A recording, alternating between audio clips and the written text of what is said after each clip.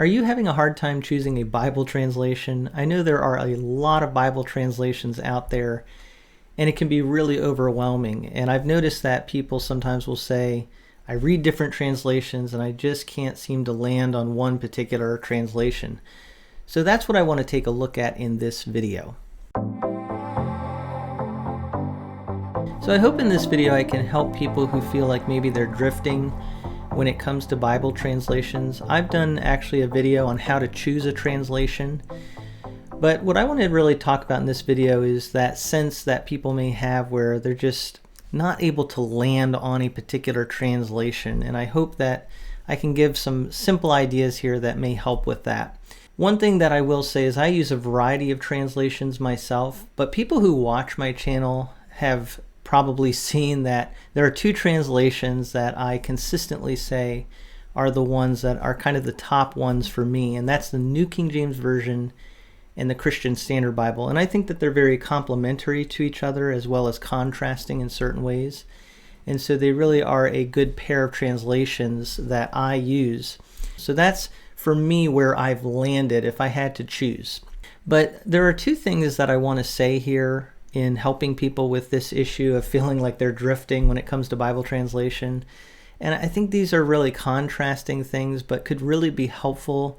They're kind of two sides of the same coin. So the first thing is, don't go by cursory impulse based on experience. Don't go by cursory impulse that you feel when you have an experience when it comes to reading a Bible translation. Because one thing I think causes that drifting sense that people have where they just don't know which translation to choose is that they're reading a translation, they may say, wow, I really like the way this reads. And that's just a cursory experience that they're having. Yes, that you may like the way it reads there, but there may be other places or another translation that reads better in another place.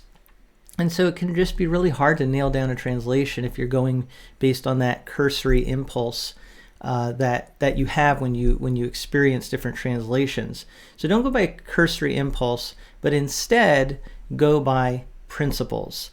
And this is really important. If you really want to nail down a translation, instead of thinking about the experience you have, and by the way, the experience could even be things like which edition of the Bible just came out, and that may really draw you, and there might be some particular format that you really like, but that's not going to really help you nail down a translation. So instead of those experience-based ways of approaching translation, go by principles. And that's really the main point here. If you want to nail down a translation, you need to have some principles that will guide you and help you to decide the best translation, even if in experience you sometimes like this translation, sometimes like that translation. What are the principles by which you're choosing a translation? So that's the main point here, is figure out the principles by which you will choose a translation. Again, my video on how to choose a translation talks about that some, but let me just give some questions here to think about on this issue. Number one, how formal or functional is the translation? Or the way that sometimes we put that is how literal or dynamic. But really, language is complex, and you can't just take one language and put it in another. On the other hand, you can be so loose with it, you can paraphrase it so much that you lose the formal sense of the original language. So you have this continuum, and you have to decide, what is it that I really am looking for in a translation? How formal or functional of a translation is this? Or how about this one? How historic or modern of a translation am I looking for? How important is that to me? There might be a translation like the ESV that really draws its heritage from the King James tradition. And so the ESV has wording that sometimes is very reflective of the King James, which a lot of people like. It's a historic translation. But other people are really looking for something that provides English renderings that are the way that we would speak and write today.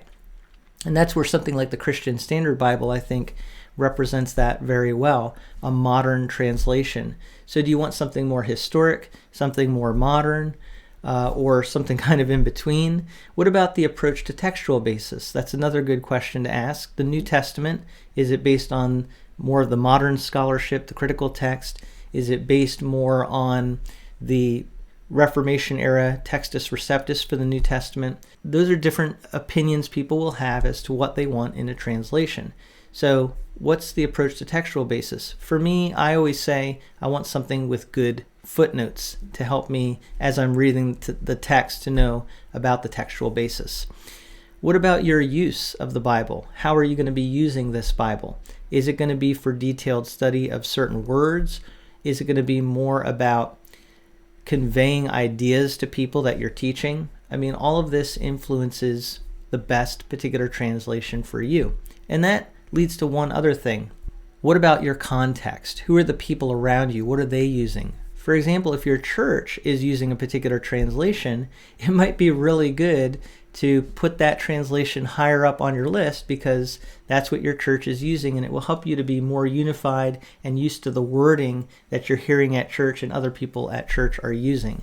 So that's another thing to consider. What are people around you using? Now, I think that these principles, if you have principles in mind as you're going to choose a translation and you say, I'm not going to go based on experience, how I feel, what I happen to read, what new edition comes out, but I'm going to go based on principle, I think it'll really help you to land on one or two translations that can be your top choices.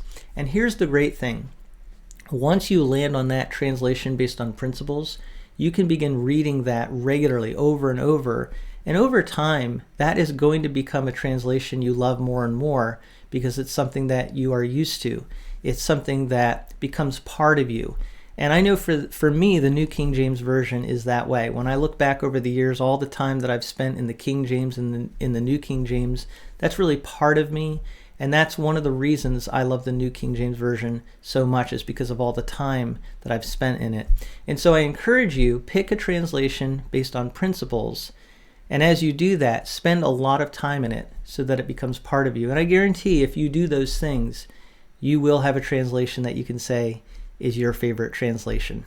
I hope that helps. If you have any questions or comments, please feel free to leave that in the comment section below.